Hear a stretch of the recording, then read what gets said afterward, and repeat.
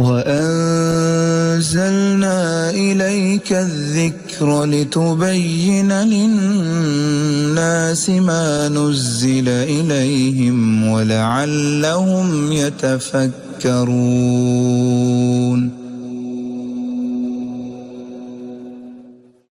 آگے فرمایا یسألونک ماذا احل لہم، اے نبی صلی اللہ علیہ وسلم آپ سے پوچھتے ہیں کہ حلال کیا کیا چیزیں ہیں۔ فرمایا قل، فرما دیجئے احل لکم الطیبات، یہ جو یعنی اوپر چیزیں بیان کی گئیں وہ تو حرام تھی، اس کے علاوہ جتنی بھی طیبات ہیں، پاکیزہ چیزیں ہیں، وہ تمہارے لیے حلال ہیں۔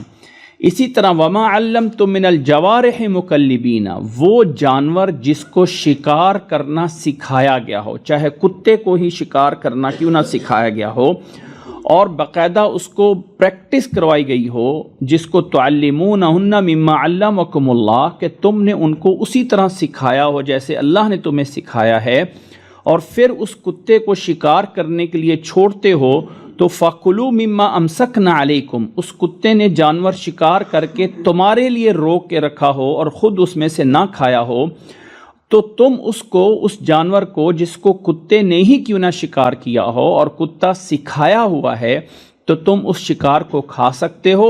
وَاذْكُرِ اسْمَ اللَّهِ عَلَيْهِ، اور اللہ کا نام اس پہ جو ہے وہ لیا کرو۔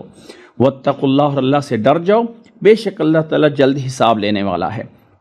آگے فرمایا الیوم احل لکم الطیبات، آج کے دن پاکیزہ چیزیں تمہارے لیے حلال کر دی جاتی ہیں۔ اسی طرح وطعام الذین اوتوا الکتاب حل لکم، اہل کتاب کا کھانا یعنی اہل کتاب کا ذبیحہ، ذبح کیا ہوا اہل کتاب کا، یہود و نصارہ کا جو انہوں نے ذبح کیا ہو، وہ تمہارے لیے حلال ہے۔ حل لکم وطعامکم حل لہم، تمہارا کھانا ان کے لیے بھی حلال ہے۔ اسی طرح والمحصنات، وہ پاک دامن عورتیں، من المؤمنات، مومن عورتوں میں سے، والمحصنات، اور وہ پاک دامن عورتیں، من الذین اوتوا الکتاب من قبلکم، جو اہل کتاب سے ہوں، یہود و نصارہ کی عورتیں یا مسلمانوں کی عورتیں تمہارے لیے حلال ہیں، نکاح کیا جا سکتا ہے کسی اہل کتاب کی عورت کے ساتھ بھی، اذا آتیتموہن اجورہن، جب ان کا حق مہر صحیح طریقے سے تم ادا کر دو، محسنین غیر مسافحین، شرط یہ ہے کہ تم اپنی عزت کی حفاظت کرنے والے ہو، نکاح کرنے والے ہو، کوئی گناہ کرنے والے یا برائی کرنے والے نہ بنو، ولا متخذی اخدان، اور نہ ہی خفیہ طور پہ کوئی دوستیاں کرنے والے ہو۔ اس آیت میں یہ بتایا گیا کہ اہل کتاب کا ذبیحہ جو انہوں نے ذبح کیا ہو، لیکن یہاں ذبیحہ ذبح ہونا ہے۔ اگر اہل کتاب نے خود نہیں ذبح کیا ہوا اور ذبح کیا ہوا کسی مشین کا ہے، بٹن دبایا اور کٹ کے جانور جو ہے وہ جمع ہوتے رہے، وہ اہل کتاب کا بھی ذبیحہ نہیں ہے۔ اہل کتاب کا ذبیحہ یہ ہے کہ کم از کم انہوں نے اپنے مذہب کے اندر رہ کر اس کو ذبح کیا ہو، تو وہ ان کے مسلمانوں کے لیے بھی حلال ہے۔ اسی طرح اہل کتاب کی یہود و نصارہ کی عورتیں جو پاک دامنی میں رہ کر ایک مسلمان سے صحیح معنی میں نکاح کرنا چاہتی ہوں، یا ایک مسلمان ان سے نکاح کرنا چاہتا ہو، تو حلال ہے مسلمان کے لیے۔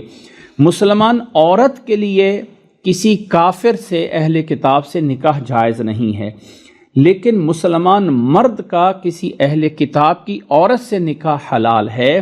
شرط یہ ہے کہ محسنین غیر مسافحین، یعنی جیسے فرمایا کہ پاک دامن رہ کر یعنی اپنی عزت کی حفاظت کرنے والے ہوں، گناہ کر کے اور خفیہ دوستیاں لگا کر نہیں، بلکہ صحیح معنی میں نکاح کر کے اگر کرنا چاہیں تو وہ جائز ہے۔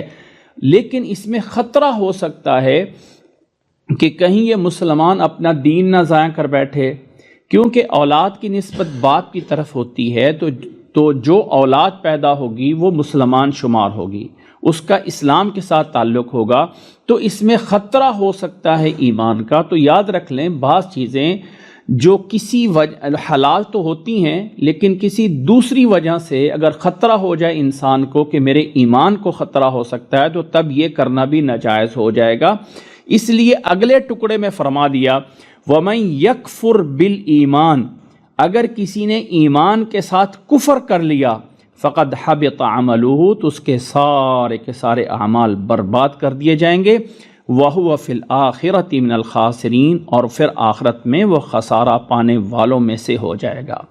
یعنی بنیادی طور پہ تو اہل کتاب کا ذبیحہ بھی حلال ہے، اور بنیادی طور پہ اہل کتاب کی عورت سے نکاح بھی حلال ہے، لیکن ایمان کی حفاظت لازم ہے۔ اگر ایمان کی حفاظت جو ہے وہ خطرے میں آ جائے تو پھر یاد رکھ لو کہ اس سے بڑا کوئی خسارہ نہیں ہو سکتا ہے۔ آگے اللہ تعالیٰ نے فرمایا یا ایھا الذین آمنوا، اے ایمان والو، اذا قمتم الی الصلاۃ، جب نماز کے لیے آنا ہو، نماز قائم کرنی ہو، تو انسان کے لیے وضو کرنا ضروری ہے، اور وضو کا اجمالی طریقہ بتایا گیا ہے قرآن میں، اور تفصیل کے ساتھ اللہ کے نبی صلی اللہ علیہ وسلم نے احادیث میں بتایا ہے۔ قرآن مجید نے صرف اور صرف جتنے بھی احکامات ہیں، نماز کی تفصیل نہیں بتائی ہیں کہ تکبیر پڑھنی ہے، اللہ اکبر کہنا ہے، سبحانک اللہم پڑھنا ہے، سورۃ فاتحہ پڑھنی ہے، رکوع کرنا ہے، یوں کرنا ہے، وہ ساری کی ساری تفاصیل حدیث پہ موجود ہیں۔ اسی طرح وضو کے بارے میں بھی جو یہ چیز یہاں پہ بتائی جا رہی ہے یہ اجمال ہے، تفصیل اس کی حدیث میں موجود ہے۔ فرمایا جب نماز کے لیے کھڑے ہو تو فاغسلوا وجوہکم، اپنے چہرے کو دھو لو، وایدیکم الی المرافق، اور اپنے ہاتھوں کو، بازوؤں کو کوہنیوں سمیت دھو لو، وامسحوا برؤوسکم، اور اپنے سروں کا مسح کر لو، وارجلکم الی الکعبین، اور اپنے پاؤں کو دھو لو ٹخنوں سمیت۔ اب یہاں پر چہرے کا دھونا، ہاتھوں کا کوہنیوں سمیت دھونا، سر کا مسح کرنا اور پاؤں کا دھونا یہ ذکر ہے۔ یہاں پہ اس آیت سے استدلال کیا جاتا ہے کہ وضو کے 4 فرض ہیں، چہرہ دھونا، بازو دھونا، سر کا مسح کرنا اور پاؤں دھو لینا، یہ فرض ہیں، باقی جو ہے وہ کرو نہ کرو وضو ہو ہی جائے گا۔ یاد رکھ لیں کہ کسی بھی چیز سے ہم کون ہوتے ہیں یہ کہنے والے کہ اللہ کے نبی صلی اللہ علیہ وسلم نے جو چیزیں سکھائی ہیں وہ فرض نہیں ہیں، اور جو اللہ تعالیٰ نے بتائی ہیں وہ فرض ہیں۔ فرض ہونا یہ والی بات اس پروگرام کے شروع کرنے سے پہلے حجیت قرآن میں اس بات کو اچھی طریقے سے سمجھا دیا گیا تھا کہ اس میں کوئی شک نہیں ہے، قرآن کی عظمت بہت بڑی عظمت ہے، اور اللہ کے نبی صلی اللہ علیہ وسلم کی احادیث سے کہیں زیادہ عظیم ہے اللہ کا کلام قرآن مجید، لیکن ایز اے دلیل بننے میں، ایز اے کسی چیز کی حجت بننے میں اللہ کا قرآن اور نبی کا فرمان برابر ہے۔ برابر کا مطلب یہ ہے کہ اگر کسی چیز کا فرض ہونا اللہ کے قرآن سے ہو سکتا ہے تو حدیث میں بھی اتنی پاور اور طاقت موجود ہے کہ کسی دوسری چیز کو وہ حدیث سے بھی اس کا فرض ہونا ثابت ہو سکتا ہے۔ اگر کسی چیز کا حرام ہونا قرآن مجید سے ثابت ہو سکتا ہے تو کسی حدیث سے بھی کسی دوسری چیز کا حرام ہونا ثابت ہو سکتا ہے۔ یہ کہنا کہ فرضیت یا حرمت صرف قرآن سے ثابت ہو سکتی ہے، حدیث سے کسی چیز کا مکروہ ہونا، سنت ہونا تو ثابت ہو جائے گا، لیکن حرام یا فرض ثابت نہیں ہو سکتا، تو ایسی بات نہیں ہے۔ اللہ تعالیٰ نے قرآن مجید میں بار بار یہی کہا ہے اطیعوا اللہ و اطیعوا الرسول، اطاعت کرو اللہ کی، اللہ کے رسول کی۔ تو اللہ کے رسول کی اطاعت کا بھی نتیجہ یہی ہے کہ اگر نبی صلی اللہ علیہ وسلم بھی کسی چیز کو فرض کر دیں تو اس کا بھی فرض ہونا مانا جائے گا۔ اس لیے وضو کا طریقہ جو نبی صلی اللہ علیہ وسلم نے سکھایا ہے اسی کے مطابق وضو کرنا ہی ضروری ہے۔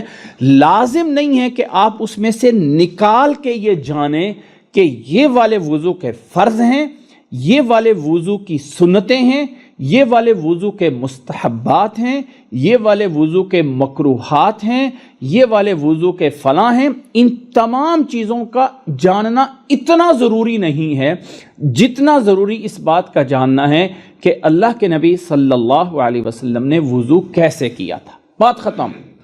اب ایک فوجی ہے، اس کو بڑا کوئی آرڈر دے دے کہ ادھر آؤ، تو وہ یہ نہیں سوچے گا کہ اس بڑے نے جو آرڈر دیا ہے میں اس کو فرض سمجھوں، سنت سمجھوں، واجب سمجھوں، کیا سمجھوں۔ اتنا کافی ہے کہ نبی نے فرما دیا آمنا و صدقنا۔ جو وضو کا طریقہ ہے اس میں بسم اللہ پڑھ کے ہاتھوں کو دھویا جاتا ہے، کولی کی جاتی ہے، ناک میں پانی ڈالا جاتا ہے، چہرہ دھویا جاتا ہے، بازو دھوئے جاتے ہیں، سر کا مسح کیا جاتا ہے۔ اب سر کے مسح کا اللہ تعالیٰ نے یہاں پہ فرمایا وَامْسَحُوا بِرُؤُوسِكُمْ، اپنے سروں کا مسح کرو۔ اپنے سروں کا مسح کرو۔ اب یہ جو سروں کا مسح ہے، کتنے سر کا مسح کرنا ہے؟ پورے کا، آدھے کا، چوتھے حصے کا؟ یہ چوتھا حصہ یا آدھا حصہ یا پونا حصہ یا ایک بال یا دو بال کس نے متعین کرنا ہے؟ لہٰذا نبی صلی اللہ علیہ وسلم نے جو مسح کا طریقہ بتا دیا اسی کے مطابق مسح کرنا ہے۔ میں اور آپ کون ہوتے ہیں جو یہ کہہ دیں کہ یہاں پر سر کا مسح تو آپ ایک بال کو بھی ٹچ کر لو گے تو پورا ہو جائے گا؟ نہیں، سر کا مسح اسی طریقے پہ کیا جائے گا جیسے نبی صلی اللہ علیہ وسلم نے کیا ہے۔ الغرض مین بات یہ ہے کہ یہاں وضو کے طریقے میں اجمال ہے۔ پھر فرمایا کہ جب نماز کے قریب جانے لگو تو چہرے کو دھو لو، اپنے ہاتھوں کو کونیوں سمیت سر کے مسح کرو اور پاؤں کو ٹخنوں تک جو ہے وہ دھو لو۔ وہ ارجلکم، اس کو ارجلکم بھی پڑھا گیا ہے، وہ ارجلکم بھی پڑھا گیا ہے، دونوں قراتیں موجود ہیں۔ اگر اس کو ارجلکم پڑھا جائے تو اس کا تعلق پیچھے برؤسکم کے ساتھ بنتا ہے، یعنی مسح کرو اپنے کان پہ اور مسح کر لو اپنے پاؤں پہ۔ تو پاؤں کے اوپر مسح کرنے کی جو حدیث میں آپ بتا دیا گیا کہ اگر کوئی انسان وضو کر کے اپنے پاؤں میں موزے یا جرابیں پہن لیتا ہے تو فلاں فلاں طریقے سے مسح کر سکتا ہے، اس کی تفاصیل اپنی جگہ پہ موجود ہے۔ تو قرآن مجید کی آیت دونوں معنی دے رہی ہے، مسح کا بھی، اور حدیث اس کو بتا رہی ہے کہ فلاں شکل میں مسح کرنا ہے اور فلاں شکل میں مسح نہیں کرنا ہے۔ آگے فرمایا وَإِن كُنتُمْ جُنُبًا، لیکن اگر تم جنبی ہو یعنی غسل کی ضرورت ہے تو فَطَّہَرُوا، اپنے آپ کو پاک کرو یعنی غسل کرو۔ وَإِن كُنتُمْ مَرْضَىٰ، لیکن اگر کوئی انسان بیمار ہوا یا سفر میں ہے یا اس کو جو ہے وہ کوئی حاجت بشا وغیرہ کی آ گئی یا اپنی بیوی کے پاس گیا ہو اور پانی نہ ملے تو پھر کیا کرے گا؟ فَتَيَمَّمُوا صَعِيدًا طَيِّبًا، تو پاک مٹی سے تیمم کر لے گا۔ اور تیمم کا طریقہ بھی کیا ہوگا؟ فَامْسَحُوا بِوُجُوهِكُمْ وَأَيْدِيكُمْ مِنْهُ، اپنے چہرے کا مسح کر لو اس مٹی سے اور اپنے ہاتھوں کا مسح کر لو، یہ تیمم ہے۔ اس کا پہلے بتا دیا گیا تھا، فرمایا ما یرید اللہ لیجعل علیکم من حرج، اللہ تعالیٰ کسی حرج میں، کسی مشکل میں تمہیں نہیں ڈالنا چاہتا ہے۔ اللہ تعالیٰ تو یہ چاہتا ہے لیطہرکم، کہ اللہ تعالیٰ تمہیں پاک کرے اور اپنی نعمت تمہارے اوپر پوری کرے، لعلکم تشکرون، تاکہ تم اس رب کے شکر گزار بنو۔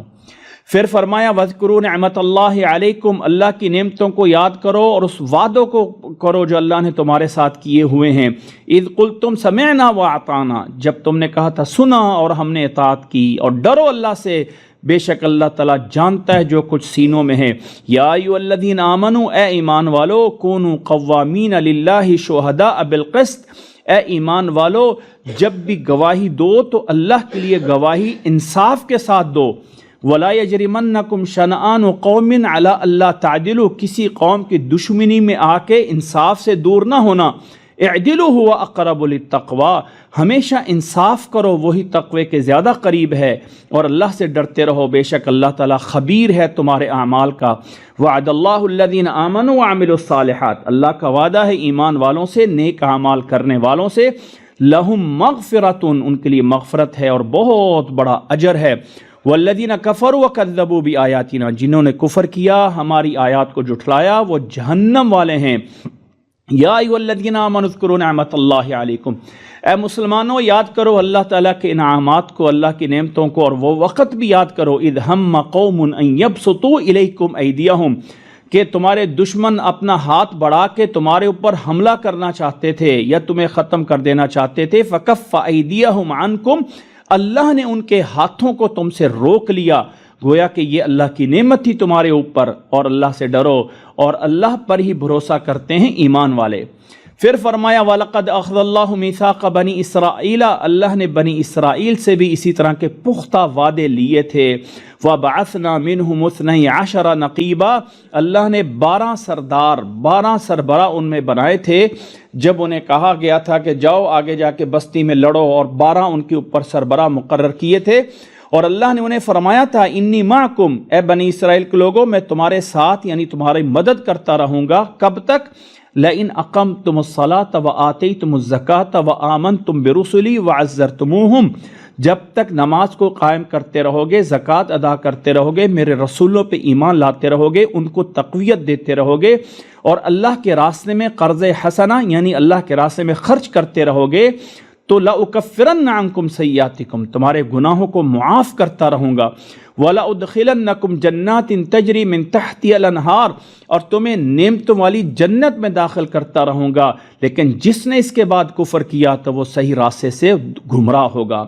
فَبِمَا نَقْضِهِم مِّيثَاقَهُمْ، پس پھر ان کے وعدے توڑنے کی وجہ سے ہم نے ان پہ لعنت کی اور ان کے دلوں کو سخت کر دیا۔ یحرفون الکلم عن مواضعہ، وہ اللہ کے کلام کو اس کے معنوں سے تحریف کرتے تھے۔ ونسوا حظا مما ذکروا بہ، اور جو اللہ نے انہیں نصیحت کی تھی اس سے بہت کچھ انہوں نے بھلا دیا۔ ولا تزال تطلع علی خائنۃ منہم، ہمیشہ آپ ان کی کسی نہ کسی خیانت پہ مطلع ہوتے رہیں گے سوائے ان کے تھوڑے سے لوگ، لہٰذا درگزر کریں، ان سے منہ پھیریں، اللہ تعالیٰ محسنین سے محبت کرتا ہے۔ وَمِنَ الَّذِينَ قَالُوا إِنَّا نَصَارَى، اسی طرح دوسرے لوگ جو عیسائی تھے ان سے بھی ہم نے پختہ وعدے لیے تھے، یعنی یہود سے لیے تھے اور اسی طرح عیسائیوں سے بھی ہم نے وعدے لیے تھے۔ فَنَسُوا حَظًّا مِّمَّا ذُكِّرُوا بِهِ، انہوں نے بھی بہت سارا حصہ جو انہیں نصیحت کا کیا گیا تھا وہ انہوں نے بھلا دیا۔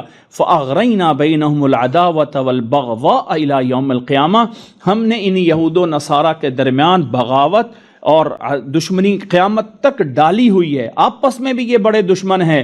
وَسَوْفَ يُنَبِّئُهُمُ اللَّهُ بِمَا كَانُوا يَصْنَعُونَ، اللہ ان کے کرتوتوں کا سب انہیں بتائے گا۔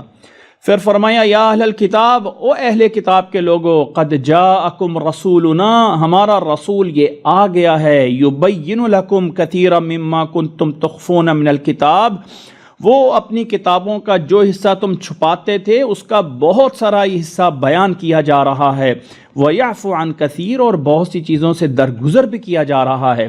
قد جاءکم من اللہ، تحقیق اللہ کی طرف سے تمہارے پاس آ چکا ہے کیا چیز کہ نورن، ایک نور آ گیا ہے اور ایک کتاب مبین آ گئی ہے۔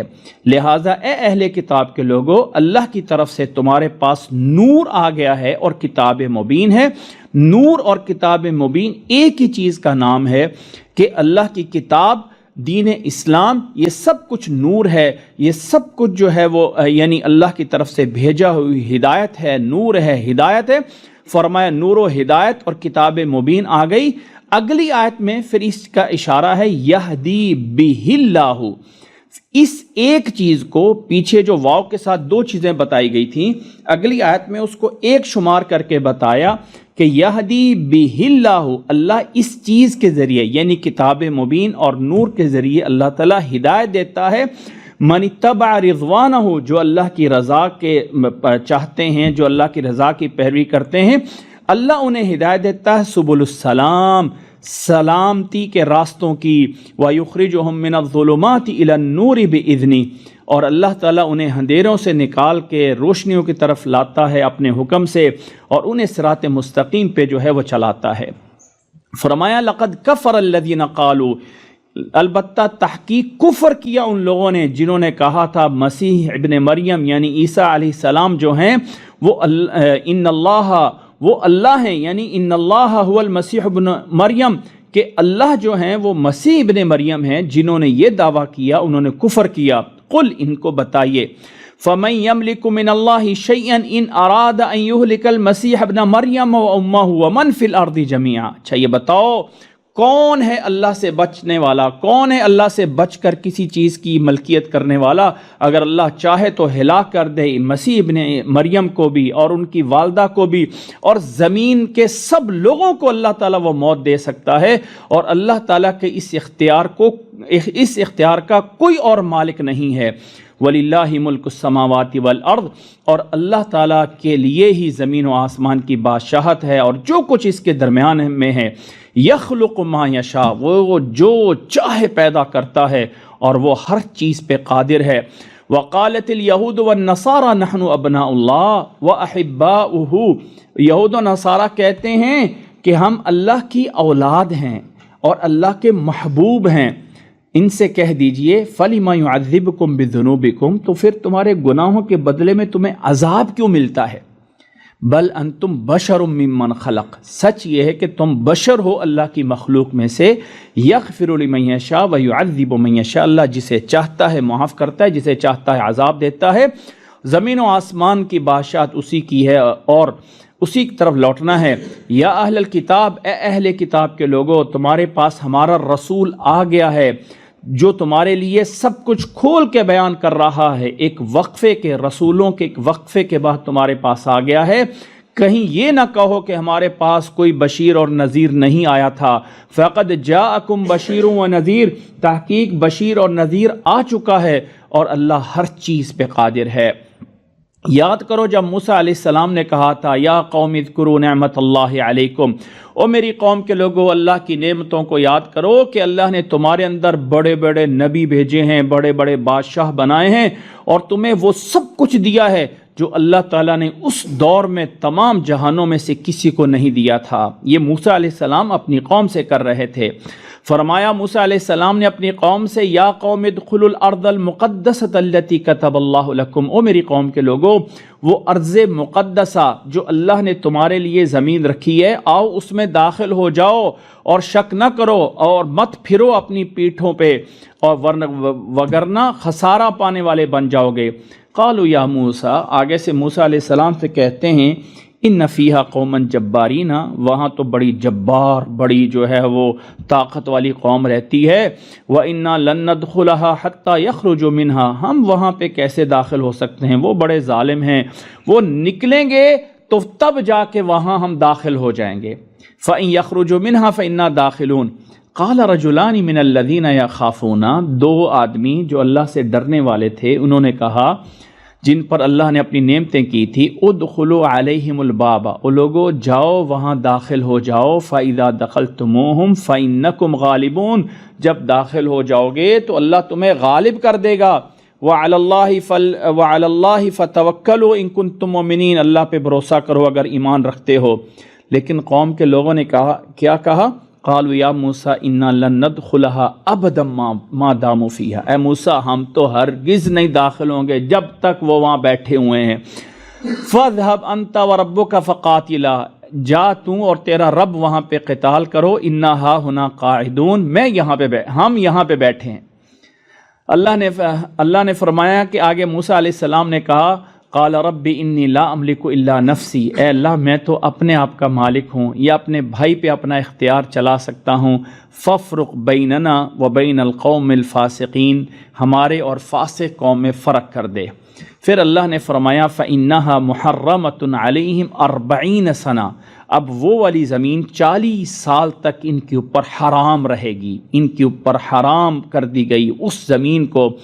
جب موسیٰ علیہ السلام بھیجے گئے تھے مصر میں فرعون کے مقابلے میں، اور فرعون سے اس قوم نے نجات پا لی تھی، اور اللہ تعالیٰ نے موسیٰ علیہ السلام کے ذریعے فرعون کو غرق کر دیا تھا، اور یہ دریائے قلزم پار کر کے آگے میدان میں آ گئے تھے۔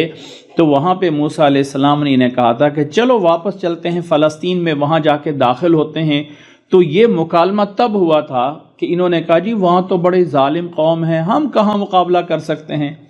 پھر جب نہیں مانے تو اللہ نے کہا پھر 40 سال تک یہیں بھٹکتے رہو۔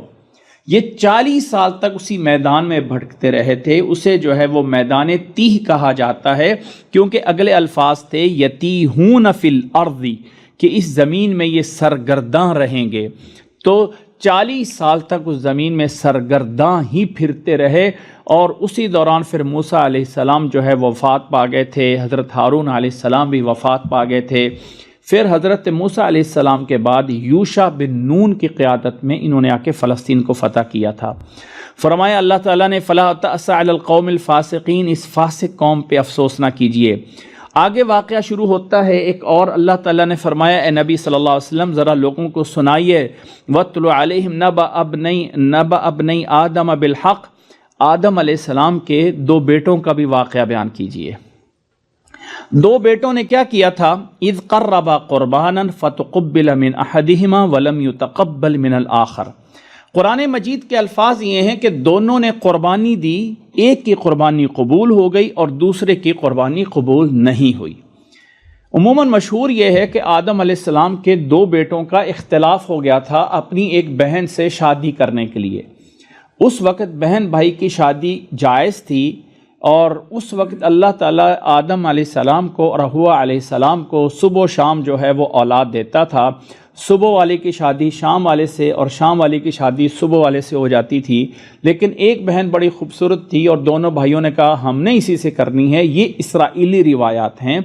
قرآن مجید کے الفاظ یہی ہیں کہ دو بھائیوں کا اختلاف اس بات پہ ہوا کہ دونوں نے اللہ کے راستے میں قربانی دی، اور اس وقت قربانی اللہ کے نبی صلی اللہ علیہ وسلم سے پہلے صدقہ خیرات قربانی اللہ کے نام پہ جب کوئی چیز دی جاتی تھی تو اس کو کسی خالی جگہ پہ جا کر رکھا جاتا تھا، آسمان سے آگ آتی تھی اور اس کو جلا کے کھا جاتی تھی.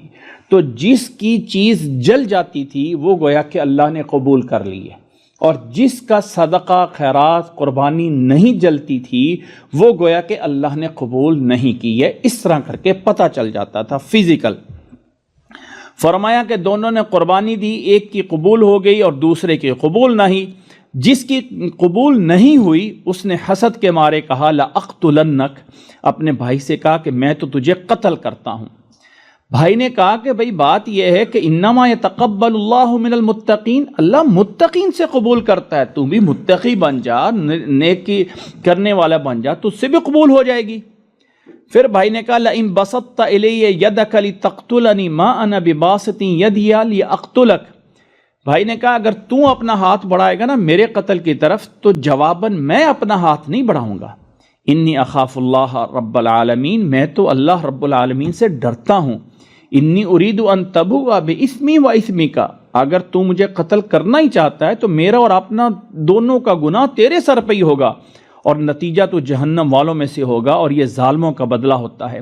فطوعت له نفسه قتل اخیہ، تو اس کے نفس نے، اس کے دل نے اس کے لیے بھائی کے قتل کو اچھا کر کے دکھا دیا. آخر کار اس نے اپنے بھائی کو قتل کر دیا اور خاسرین خسارہ پانے والوں میں سے ہو گیا. اب یہ واقعہ جو ہے وہ حابیل اور قابیل کا ہے. ویسے ایک مذاکر نکتہ کا ایک لطیفہ سا ہے، یہ نہیں ہے کہ کچھ لوگ کہتے ہیں کہ جی اب قتل کرنے والا تو مقتول تو فوت ہو گیا تھا، تو ہم اولاد کس کی ہیں؟ قاتل کی.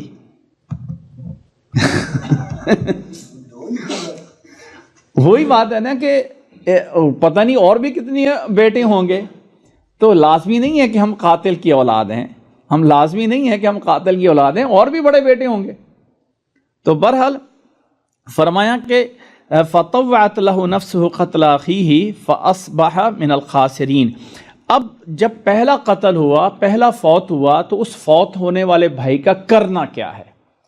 اللہ تعالیٰ نے یہ بھی ایک طریقہ سکھانا تھا کہ انسان جب فوت ہو جاتا ہے تو اس کے جسم کو کیسے جو ہے وہ نمٹایا جاتا ہے.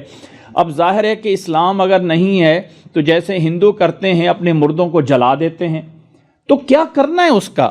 اللہ تعالیٰ نے فرمایا کہ فبعث اللہ غرابا، اللہ تعالیٰ نے ایک جو ہے وہ کوے کو بھیجا. وہ اس نے ایک دوسرے کوے کو مار دیا، اور مارنے کے بعد زمین میں جو ہے وہ کھرید کے جو ہے وہ تھوڑا سا گڑھا کھود کے اپنے اس کوے کو زمین میں ڈالا. لیوریہ کیف یواری سوءۃ اخیہ، تاکہ پتہ چل جائے کہ یہ اپنے بھائی کی ناش کو کیسے چھپا سکتا ہے. قال یا ویلتی اعجزت ان اکون مثل هذا الغراب، جب اس کو جو ہے وہ کوے کو دیکھ لیا کہ اس طرح زمین میں دفن ہوا ہے تو فواری سوءۃ اخیہ، تو اس کو بھی پتہ چل گیا کہ اپنے بھائی کے اس ناش کو کیسے چھپانا ہے. فاصبح من النادمین، تو نادمین شرمندہ ہو گیا کہ کوے کو پتہ اور مجھے نہیں پتہ ہے. الغرض یہ واقعہ قرآن مجید نے اتنا سا بیان کر کے آگے کیا ہے. مقصد بتانے کا یہ ہے کہ اللہ تعالیٰ فرما رہا ہے کہ آدم علیہ السلام سے ہی آپس میں مختلف موقعوں پہ اختلاف تو ضرور چلتا آ رہا ہے، اور اللہ تعالیٰ کے جو نیک بندے ہوتے ہیں انجام بہتر انہی کے لیے جو ہے ہوتا ہے، اور جو ظالم ہوتے ہیں وہ نتیجتاً نادم اور خاسر ہوتے ہیں.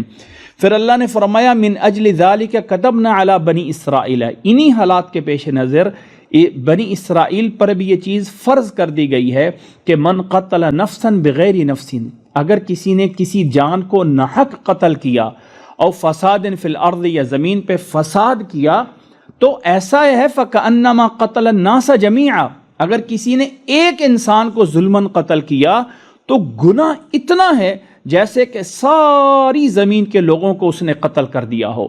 ومن احیاها، اور جو انسان کسی ایک انسان کی زندگی کا سبب بن گیا، کسی انسان کو بچانے کا سبب بن گیا، وہ ایسا ہے فَكَأَنَّمَا أَحْيَا النَّاسَ جَمِيعًا، جیسے کہ اس نے سارے انسانوں کو جو ہے وہ زندگی دے کے بچا لیا ہو۔ وَلَقَدْ جَاءَتْهُمْ رُسُلُنَا بِالْبَيِّنَاتِ، یہ اہل کتاب کے پاس ہمارے رسول واضح دلائل لے کے آتے رہے۔ ثُمَّ إِنَّ كَثِيرًا مِّنْهُمْ بَعْدَ ذَلِكَ فِي الْأَرْضِ لَمُسْرِفُونَ، پھر ان کے بہت سے لوگ زمین پہ جو ہے وہ حد سے آگے بڑھتے رہے۔ إِنَّمَا جَزَاءُ الَّذِينَ يُحَارِبُونَ اللَّهَ وَرَسُولَهُ وَيَسْعُونَ فِي الْأَرْضِ فَسَادًا، یہ آیت جو آیت 33 ہے، 33 نمبر آیت ہے سورۃ مائدہ کی، اس کو آیت محاربہ کہا جاتا ہے۔ محاربہ یہ ہوتا ہے جس کو ہم ڈاکہ ڈالنا کہتے ہیں، کہ کسی کے اوپر ظلم کر کے اس کا مال چھین لینا، ظلم کر کے اس کو قتل کر دینا، ظلم کر کے اس کے اوپر زیادتی کرنا، کسی عورت کے ساتھ، کسی مرد کے ساتھ مال چھین لینا، اس کی سزا کیا ہے؟ اس کی سزا یہ ہے کہ اگر وہ ڈاکو پکڑے جائیں تو ایک سائیڈ سے بازو کاٹ دو اور ایک سائیڈ سے ان کی جو ہے وہ ٹانگ کاٹ دو اور پھر چھوڑ دو، اور یہ سزائیں بڑی اس لیے رکھی گئی ہیں تاکہ اس زمین پہ امن آ جائے۔ اگر ایک بندے کے اوپر یہ سزا نافذ کر دی جائے گی تو باقی کتنے لوگوں کی زندگیاں جو ہے وہ محفوظ ہو جائیں گی۔ اللہ تعالیٰ نے فرمایا کہ ان کی سزا یہ ہے، یہ محاربہ کرنے والوں کی، کہ ان یقتلوا، یا تو قتل کر دیا جائے، او یصلبوا، یا انہیں سولی پہ لٹکا دیا جائے، او تقطع ایدیہم وارجلہم من خلاف، یا ان کے ہاتھ اور پاؤں کو مخالف سمت سے کاٹ دیا جائے، او ینفوا من الارض، یا زمین سے نکال دیا جائیں، یعنی ان کو ہمیشہ کے لیے قید بند کر دیا جائے۔ ذالک لہم خزی فی الدنیا، یہ دنیا میں رسوائی ہے اور آخرت میں تو بہت بڑا عذاب ہوگا۔ ہاں الا الذین تابوا من قبل ان تقدروا علیہم، ہاں اگر کسی کو پکڑے جانے سے پہلے اس نے توبہ کر لی، مال واپس کر دیا، تو فعلموا، جان لو کہ اللہ تعالیٰ غفور الرحیم ہے۔ وَأَنزَلْنَا إِلَيْكَ الذِّكْرَ لِتُبَيِّنَ لِلنَّاسِ مَا نُزِّلَ إِلَيْهِمْ وَلَعَلَّهُمْ يَتَفَكَّرُونَ۔